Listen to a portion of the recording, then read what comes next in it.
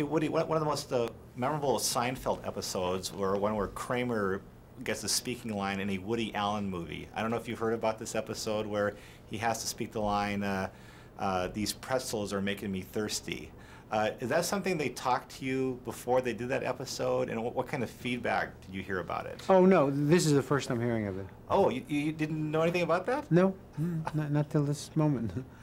I'm amazed. Okay, I'm going to move on. Okay. Okay. Well, your trip to the Oscars. Now, how much secrecy was involved with that, and how did they transport you to Los Angeles? The secrecy was incredible. That was such a pain in the neck. They wanted me to do this, and they said, it'd be a very good thing for New York City. And after September 11th, I've done a number of things for New York, and so I said, okay, I would do this. And they said, you can't tell anyone. I couldn't tell anyone, people that work in my household, close friends that I was having, really close friends that I was having dinner with the night before. And I knew the next morning I'd be flying to California, and I just had to pretend.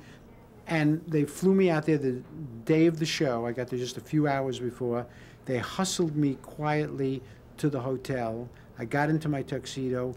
They took me circuitously to the place. They brought me up through a back elevator. They had circulated the rumor that the New York Tribute was going to be introduced by Rudy Giuliani, which made me feel great, because I figured, what a disappointment when I walk out there, the most beloved guy in America at the time or something, and suddenly it's not him, it's me. But it was kept very, very close secret, and that was it. And I did it, and I went to eat. I finished and got off the stage and went to a restaurant. And when I got back to the hotel, the show was still running. And then this was after I finished my spot, after I went to have dinner, leisure dinner, came back to the hotel to get undressed and go to sleep. And my wife turned on the television set as she was getting undressed, and the Oscar show was still on. Okay. Two quick questions. In this movie, your character is pretty desperate for a job. In real life, have you ever felt that desperate about getting a gig?